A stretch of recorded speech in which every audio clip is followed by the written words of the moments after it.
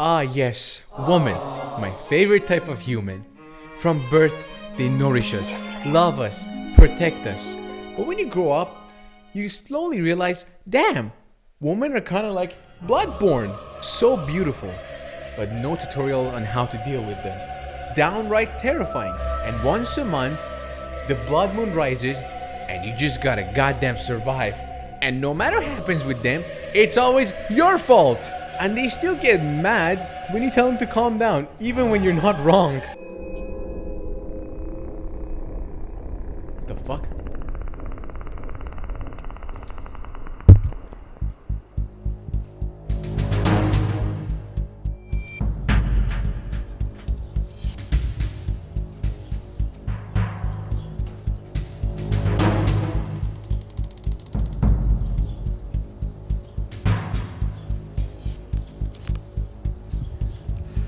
Questo ragazzo ha delle palle gigantesche.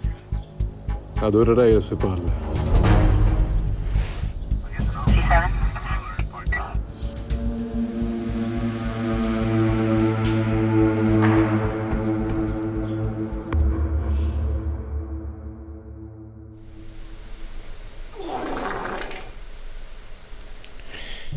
Anyways, wherever you... Nah, dude, this is too short. I need a pants.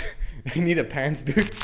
Nowadays, no matter where you look in gaming, you see that female protagonists are taking over. Your favorite character? Gender swap.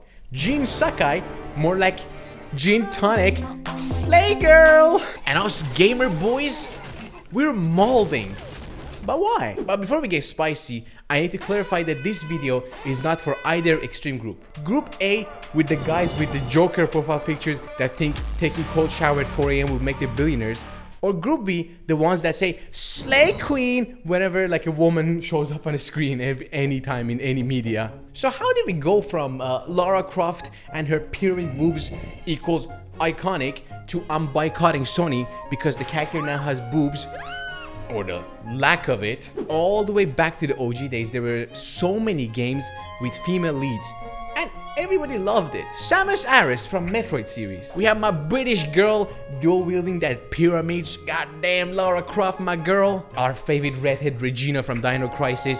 We got Jill Sandwich, Claire Redfield, all the female characters from Mortal Kombat and Street Fighter. Chun-Li, I just had to mention her by herself because I couldn't fit her massive thick thighs in one category. Two more recent baddies like Clementine from Walking Dead series, Amanda Ripley from Alien Isolation, Shell from Portal, Mirror's Edge Fate, the sexy hair MILF magician witch lady Bayonetta. And that's just a short list. And us gamers, we were chill until suddenly we weren't. But why? Alright, time to get actually a little bit statistical. As of 2025, 65% of the PC gamers are male and whopping 77% of console gamers are males. And I'm sure those 35% PC female gamers are playing Sims on their RTX 5090,000. God damn it, I was just joking. Can you stop? So yeah, gaming is still a sausage fest. So God forbid a woman talks in a CSGO lobby. Did I just hear a girl? Well, is that a little chat? Why?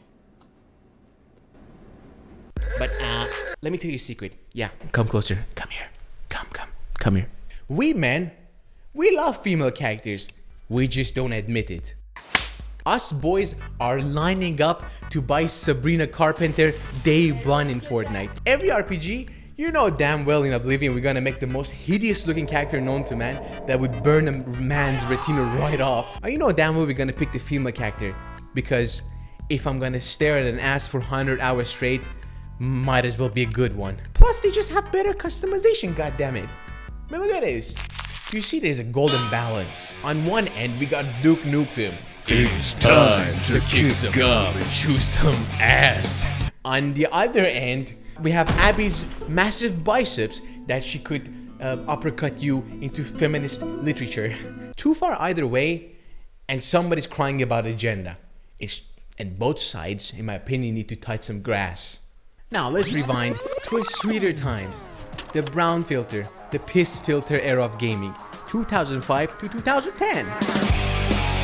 A sacred time where we all mastered playing games with one hand. In a time that you had to constantly check back behind the door just to make sure your mom doesn't walk in on you like Metal Gear Solid, dude.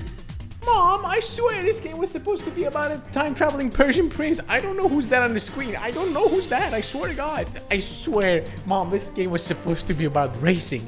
I don't know who she is. I promise. Mom, please, this game was supposed to be about a deadly tournament. Okay, at this point, I cannot defend myself anymore. Yeah, what the fuck is that?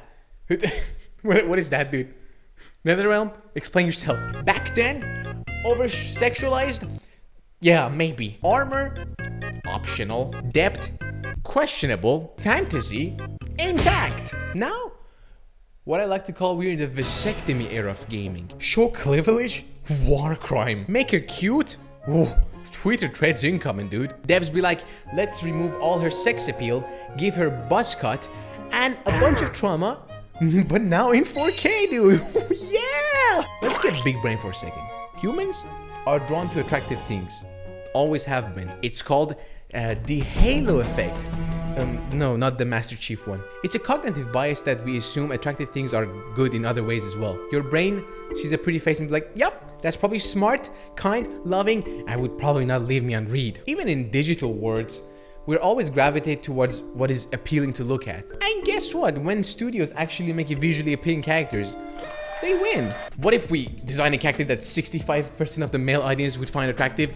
Oh no, God forbid, we might actually sell copies of that game. God damn it. You know, Marvel Rivals nailed it. Not just fun, but filled with the sauce, boss. Rule 34 artists were foaming from the mouth. Cosplayers, they went wild. Engagement went to the roof. Meanwhile, Concord. Yeah, I mean, we already roasted that.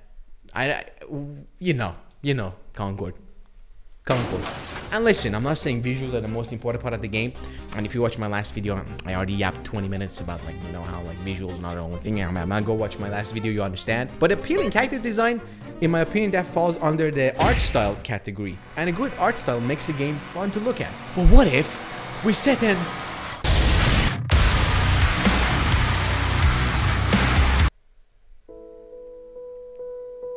I don't want to come across as a woke asshole, but like, dude, women have it hard. But here's the twist. Men aren't represented realistically either. And we love that shit. Like, bro, do most of us look like the Greek god of war? Hell no. Do we look like Leon Kennedy saving the president's daughter while doing 7 useless backflips and killing like dozens of Spanish cultists? No! Do I look like Leon Kennedy? Absolutely not. Do we look like Doom Guy? Nah, bro, I pulled a muscle just carrying up groceries yesterday. But here's the thing. We don't complain about it. We're like, ooh, I'm literally him. I need to hit the gym. Ooh, this one is for the boys. Why? Fantasy's fun, Jan! Get it? But lately, Western devs have been doing their damn best to make characters worse. Like, actively worse with every iteration. Like, even when the face model is 10 out of 10 in real life, they somehow made it much more uglier in the game. Like, bro, what the fuck? Bro, what happened here? Like, you had the blueprint, you had the sauce, you cooked it dry, man. The kitchen is on fire, dude. What the fuck happened here? Look at Aloy. Look how they massacred my girl. And Mary Jane in Spider-Man 2. It's not even the same person, man. Bro, what is that? Is that Mike Tyson? The only few games that actually came out in the West that had good-looking characters were like Baldur's Gate and... Alright, maybe Cyberpunk as well. Yeah, that game was pretty good. Meanwhile, in the East, Asian devs are just out there saying, So, this is Emma Frost. She's a telepath, and she could turn her body into diamond. How should we design it? Give her massive thighs. God damn it, the devs are not even Japanese, they're Chinese. I'm sorry. And then Stellar Blade came out and it got a lot of heat for having too much budget and them thick thighs. People were complaining about setting an unrealistic standard. But guys, have you seen Eve's face model? Can we get a picture of Eve on the screen? Well, that looks pretty real to me. And I mean, look at Kojima Productions. Make sure you say that. Kojima Productions. Look at Sniper Wolf. Not the one that doxes, the one with the assets. Or even from Metal Gear 3. Oh! God damn, I think my gear is very solid right now. Or Metal Gear 5, which had one female character, just one, and Kojima said, alright, let's make her half naked because she breathes through her skin. Wink wink, translation. Kojima-san was ovulating that day. And you know what? Media cried, but people loved it. Quiet became one of the most iconic characters of Metal Gear 5 because the design was bold. It was Kojima Productions. Because they understand style, fantasy, and appeal equals fun. Not everybody has to look like a Last of Us NPC. I'm not saying every female character should look like a model, and I don't want mummy milkers in my Last of Us Part 2, but I'm saying in a fantasy game, we just want to escape reality, not end up in another Twitter argument. Now, female leads.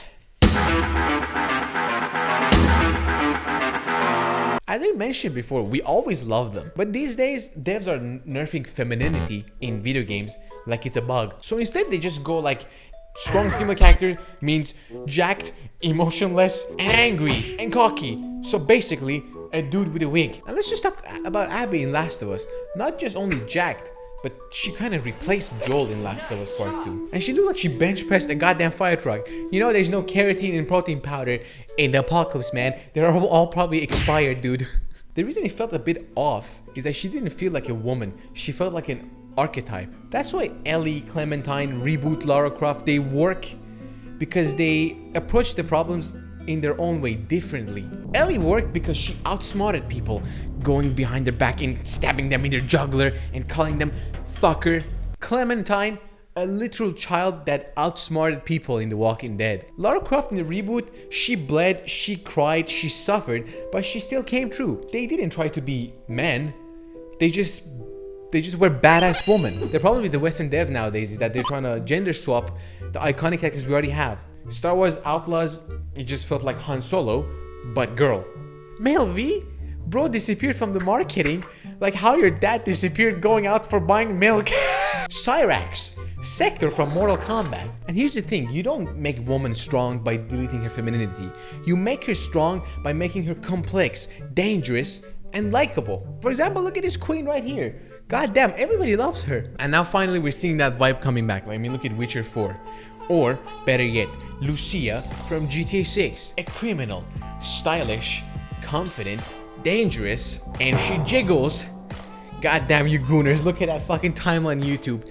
And she feels real. Not a message, not a stand-in, not just a female Han Solo. That's why people aren't angry at her being in GTA 6. We reached the point that people are so burnt out on this strong woman lead checkbox that even when a game has just 2 female leads like Split Fiction, which is an amazing game, you should definitely play it, people just start to get angry at it and call it woke. Fun fact, that these 2 female characters were based on the dev's daughters. So yeah, it's not woke, it's just personal. All I'm trying to say is that all we want is a well-written, likable woman character, female lead, that is not forced in the game for the sake of having a strong woman lead. And we all should learn a thing or two from Eastern devs.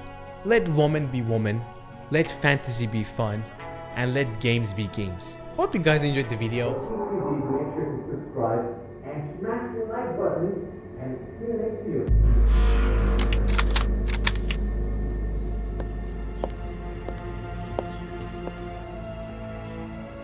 Lo sai che quando faccio la cacca faccio la pipì, ma quando faccio la pipì faccio solo la pipì.